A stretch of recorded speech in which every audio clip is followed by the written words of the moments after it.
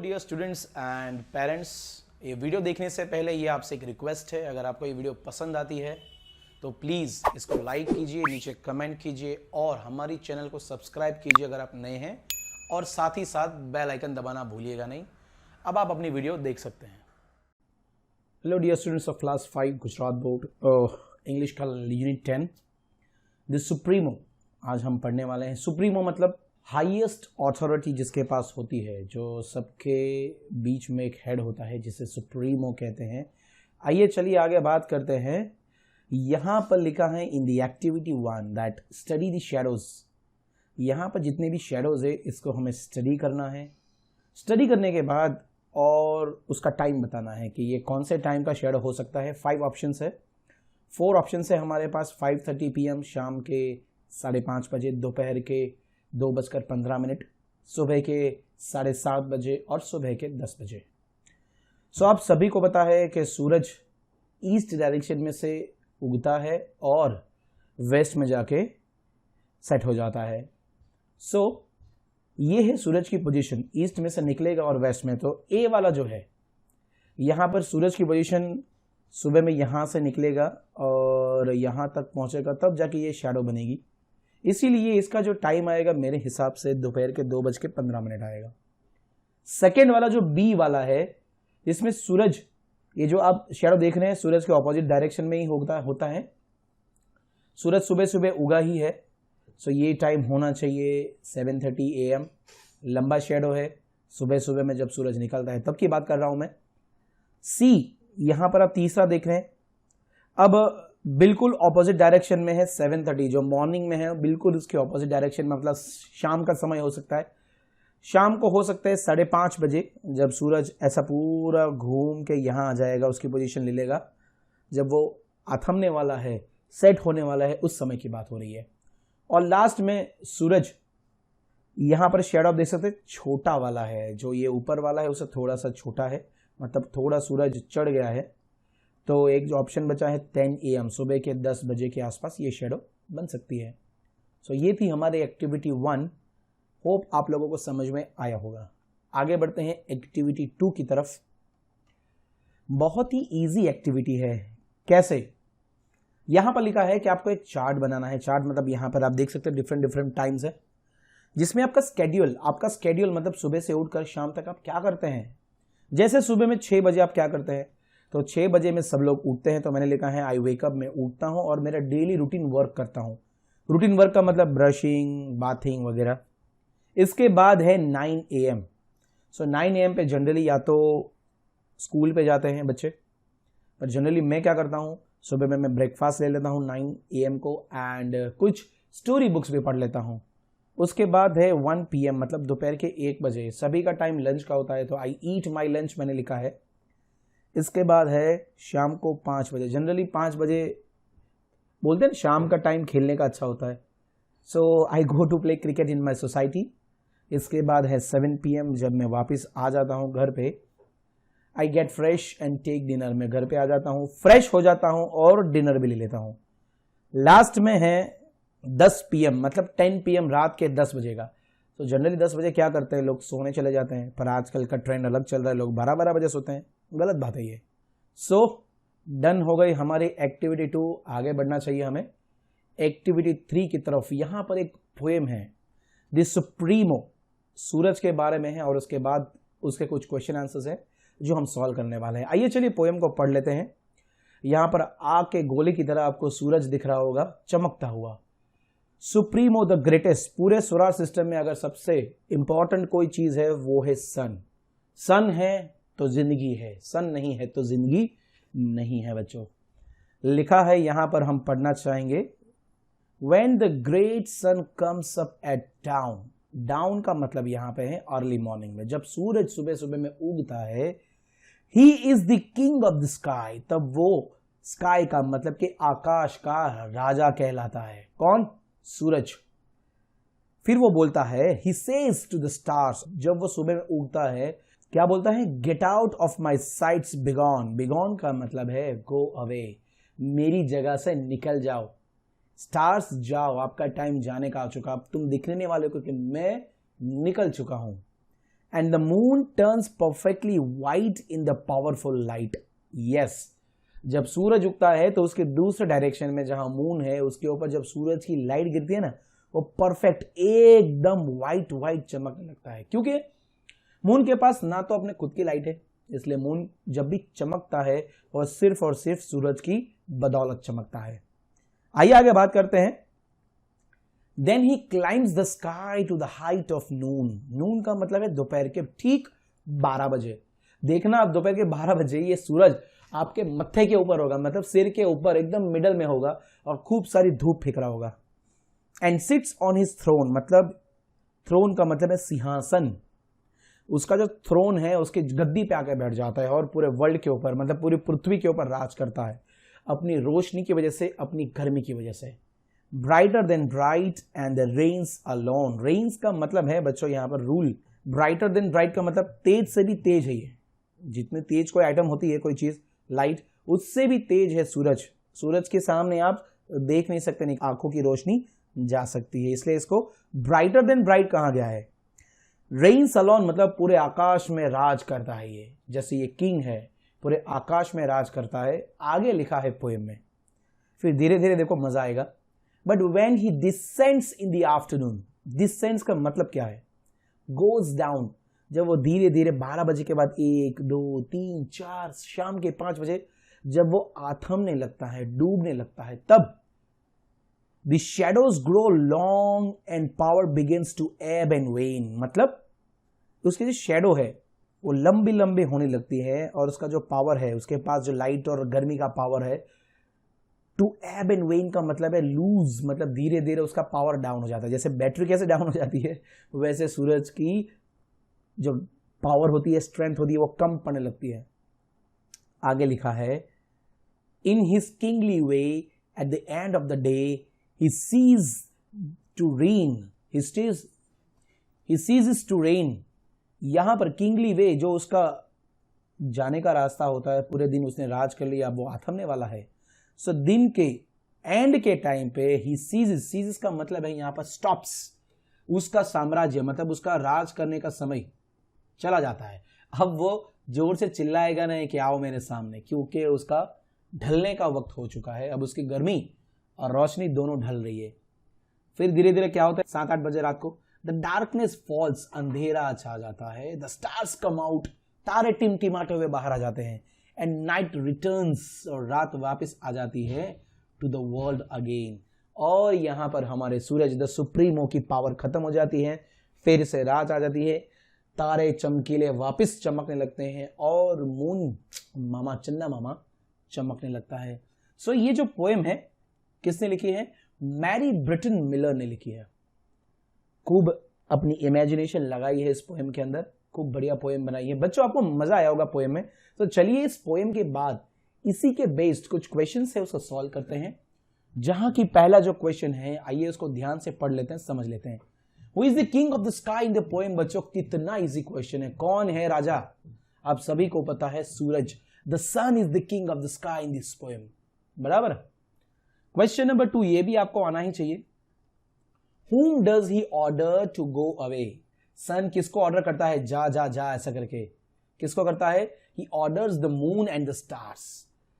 चंदा मामा को और साथ में स्टार्स को बोलता है जाओ भाई, दिन हो चुका है, अब मेरा रात चलेगा, तुम्हारा नाइट खत्म हो चुका है, चलो भागो यहां से। आगे है क्वेश्चन नंबर 3। क्या है क्वेश्चन नंबर 3 में? At what time of the day does he sit on the throne? Throne पे कितने बजे बैठता है, कौन से समय पे? So he sits on the throne at the noon. Noon का मतलब होता है 12 PM, दोपहर के 12 बजे। बच्चों याद रखना नून का मतलब। When does he cease to reign? Cease to reign मतलब अपना जो रूलिंग का जो पावर है उसका कब उतर जाता है? तो शाम को ही उतरेगा। He ceases to reign at the end of the day। जब दिन खत्म होने लगता है उसकी पावर भी खत्म होने लगती है। Question number 5। Which lines in the poem indicate that his power begins to ebb and wane? ऐसी कौन सी लाइनें हैं जहां पर हमको समझ में आता है कि उसका पावर अब एब एंड वेन मतलब जा रहा है? तो ये रही वो 4 लाइनें, मैं पढ़ के सुनाता हूं। When he descends In the afternoon, the shadows grow long and the power begins to ebb and wane. So ये है वो 5 लाइन्स जिसमें इसका मतलब बताया गया है. देखिए, इजी क्वेश्चन आंसर्स थे. होप आपको याद रहेंगे. आप खूब सारी प्रैक्टिस भी करोगे घर पे. आगे बढ़ते हैं एक्टिविटी 4 की तरफ. क्या है एक्टिविटी 4? एक्टिविटी 4 है एडजेक्टिव्स. बच्चों, ये एडजेक्टिव्स है क्या? यहां पर लिखा है एडजेक्टिव्स का मतलब है डिस्क्राइबिंग वर्ड्स. एक ग्रामर टॉपिक है.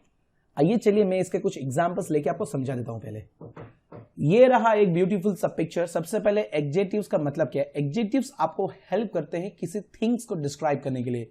जैसे कि ये लड़की, हम उसको डिस्क्राइब करने वाले हैं. जैसे कि वेदर, सूरज की वजह से वेदर कैसा है? हॉट. हमने वेदर को डिस्क्राइब किया. शर्ट को डिस्क्राइब करो, शर्ट कैसी है? येलो. वुमेन को डिस्क्राइब करो, वुमेन कैसी है? यंग. शूज को डिस्क्राइब करो, शूज कैसे हैं? कंफर्टेबल. उसकी इयररिंग्स कैसी है? राउंड. उसकी बैग कैसी है? बिग. विमेन एक्चुअली ब्रिटिश है. विमेन हैप्पी भी है. ट्राउजर उसके जीन्स के हैं एंड उसके क्लोथ्स एकदम प्रिटी है. कितनी सारी चीजें हमने डिस्क्राइब कर ली. सो ये यहां पर जो आप देख रहे हैं, hot, yellow, young, comfortable, pretty, jeans, happy, British, big and round, ये सारे वर्ड्स किसी ना किसी नाउन को डिस्क्राइब कर रहे हैं. सो ये था एडजेक्टिव्स. होप आपको थोड़ा समझ में आ गया होगा. थोड़ी प्रैक्टिस करनी पड़ेगी आपको, तो ये एडजेक्टिव नाम का जो टॉपिक है आपके दिमाग में बैठ जाएगा. चलिए आगे बढ़ते हैं फिर. सो इन दिस पोएम कुछ डिस्क्राइबिंग वर्ड्स दिए गए थे, जैसे कि पावरफुल लाइट. तो और 5 आपको ढूंढ के निकालने हैं. सो ये रहा पहला वाला, किंगली. किंगली वे आपने सुना होगा. उसके बाद है लॉन्ग. इसके बाद है ग्रेट, वाइट एंड ब्राइट. ये सारे वर्ड्स आप एक काम कीजिए, पोएम ओपन कीजिए, पोएम, और पोएम में ये वर्ड्स के आगे कौन है, पीछे कौन है, वो उस वर्ड्स को भी पढ़ लीजिए. ठीक है. पढ़ने के बाद और भी आपका जो कॉन्सेप्ट है वो क्लियर हो जाएगा. होप आपको ये हेल्प कर रहा है.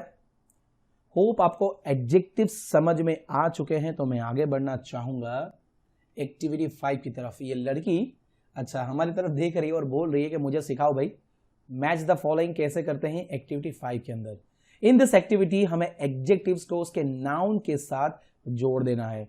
सो यहां पर पहला वाला है ग्रेट. तो ग्रेट को किसके साथ जोड़े भाई? Great way, great shadow, great सन के ग्रेट लाइट. ऑब्वियसली ग्रेट यहां पर एक ही है, सन. चलिए जोड़ दिया. दूसरा है पावरफुल. पावरफुल कौन है? पावरफुल सन भी था, पर यहां पर लाइट होती है पावरफुल. सो मैंने जोड़ दिया है पावरफुल लाइट. हमारे पास 2 और बचे हैं ऑप्शंस, लॉन्ग, लॉन्ग वे या लॉन्ग शेडोज. यहां पर लॉन्ग शेडोज की बात की गई है. लास्ट में बचा है किंगली वे. सो ये जोड़ दीजिए. हो गए आपके मैच द फॉलोइंग एक्टिविटी 5 चुटकियों में. बच्चों आपको समझ में आ रहा है ना? चलिए तो फिर आगे पढ़ते हैं. एक्टिविटी 6, अनदर ग्रामर टॉपिक, उसे कहते हैं फ्रेज. फ्रेज मतलब ग्रुप ऑफ वर्ड्स. यहां पर देखो, ब्राइटर देन ब्राइट, इसमें 1 2 3 वर्ड्स का एक ग्रुप है, जिसका मतलब है ब्राइटर देन ब्राइट, मतलब चमक से भी ज्यादा चमकीला, उसे ब्राइटर देन ब्राइट कहते हैं. पोएम में यूज किया गया इस फ्रेज को, जिसका मतलब होता है एक्सट्रीमली ब्राइट को ब्राइटर देन ब्राइट कहते हैं. सो हमें यहां पर कुछ और रीड करने हैं फ्रेजेस को, और इसको एसोसिएट करने हैं कोई चीजों के साथ. कि वाइटर देन वाइट कौन होता है बच्चों? आपने ऐसी कौन सी चीज है वो वाइट से भी वाइटर है? तो मेरे हिसाब से वो स्नो है. फिर कोल्डर देन कोल्ड, ठंडी से भी ज्यादा ठंडा कौन है? आइस होता है बच्चों. डार्कर देन डार्क, अंधेरे से भी ज्यादा डार्क कौन होता है? वो होती है नाइट. बच्चों आप और भी कुछ लिख सकते हैं अगर आपके माइंड में है, ये तो मैंने लिखे हैं. काइंडर देन काइंड, दयालु से भी कौन दयालु ज्यादा होता है? वो होती है माँ, मदर. सॉफ्टर देन सॉफ्ट, कोई चीज सॉफ्ट होती है उससे भी सॉफ्टर क्या है? सिल्क. सिल्क का कपड़ा, कभी देखा आपने? स्विफ्टर देन स्विफ्ट, फास्टर से भी फास्ट, मतलब स्विफ्टर होता है टाइगर, अचानक से क्या शिकार कर लेगा, पलक झपकते ही आ जाएगा, पता भी नहीं चलेगा. लास्ट में है नोबलर देन नोबल, प्रामाणिक से भी ज्यादा प्रामाणिक कौन है? वो है माता पिता, मदर एंड फादर. होप आपको ये एक्टिविटी समझ में आई होगी. चलिए आगे बढ़ लेते हैं एक्टिविटी 7 की तरफ. ओके, एक्टिविटी 7 में सबसे पहले ये बहुत खुश दिख रहा है. क्यों? बर्थडे है क्या इसकी? नहीं, बर्थडे नहीं है. एक्चुअली में ये बोल रहा है कि मेरे बारे में कुछ पढ़ो. क्या पढ़ो? इंटरेस्टिंग फैक्ट्स पढ़ो. किसके बारे में? सन, सूरज, सूर्य देवता. वो सूर्य आता है ना साउथ इंडियन मूवीज में, उसके बारे में मजाक कर रहा हूं। सो सबसे पहला फैक्ट है सन इज अ स्टार। व्हाट? सन एक स्टार है which is found at the centre of the solar system. Okay, solar system के बीच में होता है स्टार सन, ठीक है। बाद में लिखा है it makes up around 99.86% of the solar system mass. Solar system का जितना भी मास वजन है उसमें से 99.86 वजन तो सिर्फ सन का है। सोचो कितना बड़ा है यार, इमेजिनेशन से भी बाहर जा रहा है मेरी। आगे बात करना चाहूंगा मैं इसके डिस्टेंस की। क्या कितना किलोमीटर्स लिखा है यहां पर? 13,92,000 किलोमीटर्स वाइड सन का डायमीटर। सन की जो चौड़ाई होती है बीच में, उसका जो डायमीटर होता है वो कितना है?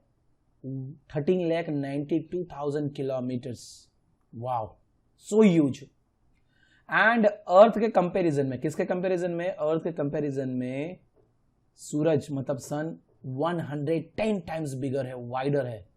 OMG, superb. Light from the sun, sun की जो लाइट है अर्थ पे आने में उसे लगभग 8 मिनट लगते हैं। याद रहेगा ना आपको?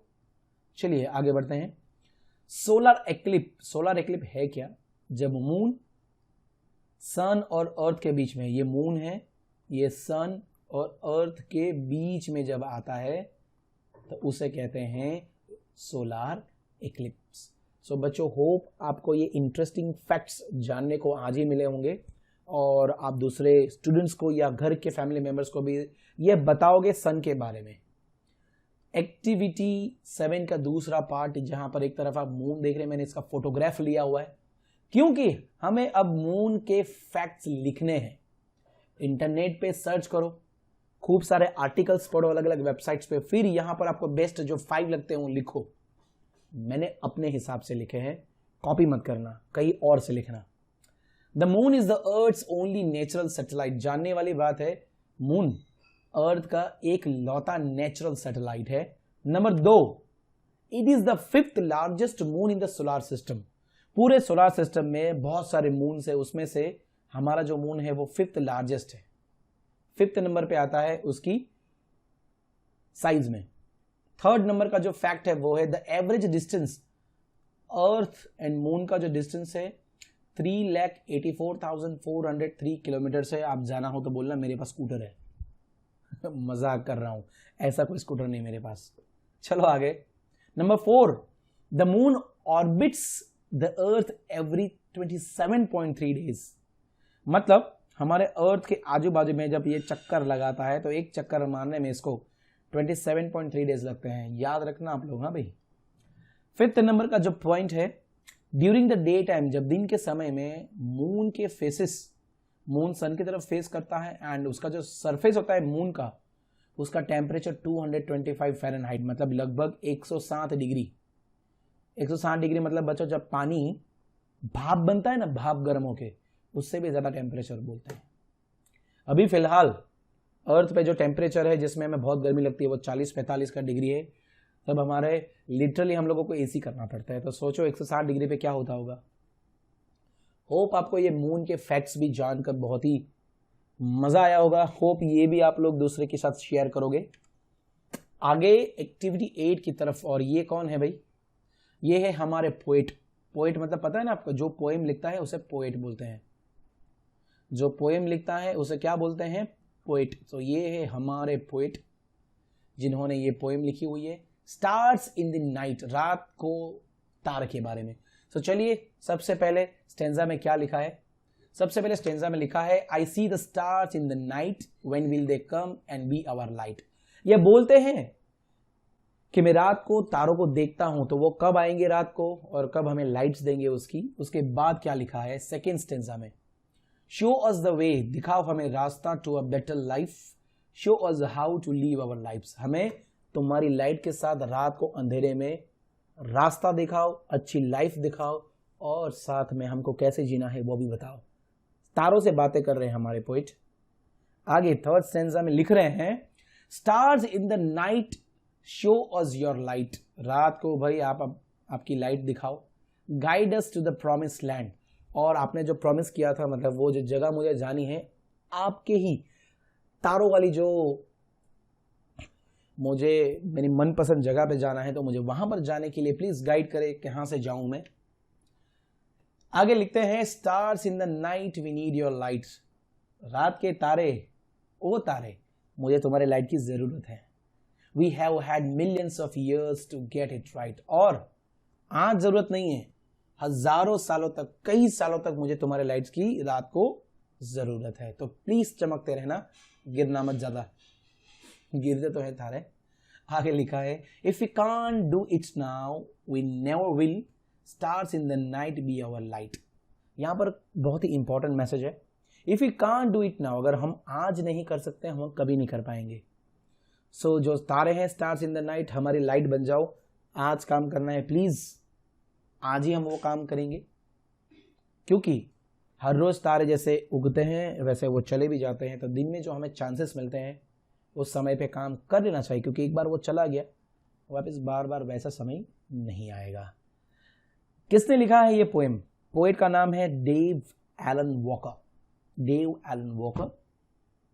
आगे बात करेंगे। ओके, यहां पर लिखा है once again read carefully the poems. दोनों पोएम को पढ़ो, द सन को पढ़ो, द स्टार्स को पढ़ो, फिर उनके बारे में थोड़ा कंपैरिजन लिखो। सो मैं लिख रहा हूं पहले, the sun has a powerful light. So चलो स्टार्स के बारे में लिखा जाए। The stars don't have powerful light, इतनी लाइट नहीं होती है। सेकेंड पॉइंट है the sun is the king of the sky. Sun king है। और आगे मैं बात करना चाहूंगा दूसरे पॉइंट को लेकर, the stars guide us to the promise land, और स्टार्स हमें गाइड करते हैं प्रॉमिस लैंड के लिए। तीसरा पॉइंट, व्हेन सन सेट्स, जब सूरज ढल जाता है स्टार्स वापस दिखने लगते हैं, और जब स्टार डिसअपियर हो जाते हैं तो सूरज वापस दिखने लगता है। The sun shines during the day, दिन में सूरज चमकता है तो रात में तारे चमकते हैं। व्हेन द सन राइजेस, जब सन उगता है स्टार्स डिसअपियर हो जाते हैं। ये रिपीट हो रहा है पॉइंट। जब स्टार अपीयर होते हैं सन सेट हो जाता है। कैसा लगा आपको? होप आपको ये समझ में आया होगा। आप अपने हिसाब से भी लिख सकते हैं। चलिए आगे बढ़ते हैं नेक्स्ट एक्टिविटी 9 की तरफ। सो लेट्स डू एक्टिविटी 9, जहां पर हमें एक पैराग्राफ लिखना है। किसके ऊपर? The uses of solar energy, solar energy के उपयोग के ऊपर। So we will write the paragraph using this points. बच्चों ये काफी इंपॉर्टेंट एक्टिविटी है, क्योंकि आज नहीं तो कल एक्चुअली में सभी लोगों ने यूज करना चालू कर दिया है। पर जो आपको जो फ्यूचर है, आप लोग जब बड़े हो जाओगे तो आपकी जो बाइक, कार, घर में जो एनर्जी है वो सोलार से ही चलने वाली है। तो आपको ये जानकारी लेनी चाहिए मेरे ख्याल से। यहाँ पर कुछ पॉइंट्स मैंने यूज करके इसके बारे में लिखा है। सो मैंने सबसे पहले लिखा है बच्चों यहाँ पर, solar energy, it is energy we get from the sun, जिसे सन से मिलती है। It is a huge source of energy, बहुत ही ह्यूज सोर्स ऑफ एनर्जी है, बिल्कुल फ्री में भी है। It is renewable source of energy from nature, nature से मिलने वाली एनर्जी है वो भी रिन्यूएबल, कभी खत्म नहीं होने वाली, और जो एवरी डे जनरेट होती है। जितनी भी सनलाइट हमारे पृथ्वी के ऊपर गिरती है हम उसका उपयोग नहीं करते हैं, क्योंकि वो वेस्ट चली जाती है। और आजकल हम लोग उपयोग करते हैं, जो मैं आपको बताने जा रहा हूं। We can use solar energy, हम सोलर एनर्जी का उपयोग कर सकते हैं। सोलर वाटर हीटर घर में डलवा के पानी गर्म कर सकते हैं। काफी सारे बच्चों के घर में सोलर वाटर हीटर होगा, और आप लोग उस सोलर वाटर हीटर के पानी से नहाते भी होंगे। किसी के घर सोलर कुकर भी होगा, जिससे हम फूड को कुक कर सकते हैं सोलर एनर्जी की मदद से। किसी के घर पे चार्जिंग बैटरी ऑपरेटेड व्हीकल्स होंगे, जैसे ई बाइक, ई कार हो सकती है। सो हम सोलर पैनल लगा के उस सोलर एनर्जी को इलेक्ट्रिक एनर्जी में कन्वर्ट करने के बाद हमारे स्कूटर या कार को चार्ज भी कर सकते हैं। आगे लिखा है मैंने last, solar energy can be converted into electricity, solar energy को हम इलेक्ट्रिसिटी में कन्वर्ट कर सकते हैं। जो हम हमारे घर में जितनी भी चीजें इलेक्ट्रिक है, टीवी, फ्रिज, एसी, सब कुछ उसी से चला सकते हैं।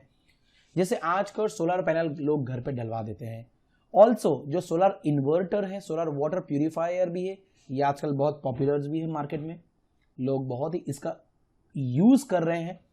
और सोलर एनर्जी का बेस्ट यूज किया जाए तो वो हमारे नेचर के लिए बहुत अच्छी बात है। सोचो कि सोलर एनर्जी से चलने वाले स्कूटर और कार ज्यादातर बढ़ जाएंगे तो पॉल्यूशन खत्म होने लगेगा, फ्रेश एयर हमको ही मिलने वाली है, और ये इतना चीप मतलब सस्ता पड़ेगा कि आज के कंपेयर में हमारा खर्चा बहुत कम हो जाएगा। होप आपको एक्टिविटी 9 समझ में आई होगी बच्चों। चलिए बढ़ते हैं आगे एक्टिविटी 10 की तरफ। फिर से ये सूरज मुस्कुरा रहा है यहाँ पर, इसका मतलब क्या है भाई? सूरज के कुछ नेम्स हैं अलग अलग भाषाओं में जो हमें लिखने हैं। सो एक्टिविटी 10 इसके ऊपर ही है। सो सबसे पहले गुजराती में सूरज को सूरज या तो सूर्य बोलते हैं, हिंदी में उसे सूरज बोलते हैं, सिंधी में उसे सुराजू बोलते हैं, आसामी में सुरुया बोलते हैं, बंगाली में सूर्यो बोलते हैं, तमिल में सूर्यन बोलते हैं, तेलुगु में सूर्युडु बोलते हैं, पंजाबी में सूरज बोलते हैं, सूर्या संस्कृत में बोलते हैं, मराठी में भी सूर्या बोलते हैं, कन्नड़ में सूर्या बोलते हैं, राजस्थानी में सूरज बोलते हैं, कोंकणी में सूर्या बोलते हैं एंड मलयालम में सूर्यन बोलते हैं। बच्चों क्या आप जानते थे पहले ये? नहीं ना? नहीं ना? पक्का? सो देखो कितना मजा आया आपको सारे नाम जानने के बाद। अब तो पक्का आप लोग आपके घर के अंदर ये नाम फैला दोगे, सबको बताओगे, मम्मी पापा भाई बहन दादा दादी अंकल आंटी, कि सूरज के इतने सारे नाम होते हैं अलग अलग भाषाओं में। होप आज ये जो चैप्टर है यूनिट 10 सुप्रीमो, ये आपको समझ में आया होगा। मैंने आपको डेफिनेटली हेल्प करी होगी। प्लीज आगे बढ़ते हुए eight the end of this lesson मैं आपसे बताना चाहूंगा कि अगर आपको पसंद आया है तो लाइक कर दीजिए हमारे इस वीडियो को, साथ ही साथ आपके क्लासमेट के साथ शेयर कर दीजिए, और अगर आपने हमारी चैनल को सब्सक्राइब नहीं किया है तो पहले सब्सक्राइब कर लीजिए और साथ में बेल आइकन दबा देना, क्योंकि न्यू वीडियो आते ही आपको मिल जाएगी। होप आप सभी ठीक हैं घर पे, अपना ध्यान रखिएगा, घर पे बैठ के जरूर पढ़ाई करिएगा। मिलते हैं नेक्स्ट वीडियो में। Till then bye, take care, good day.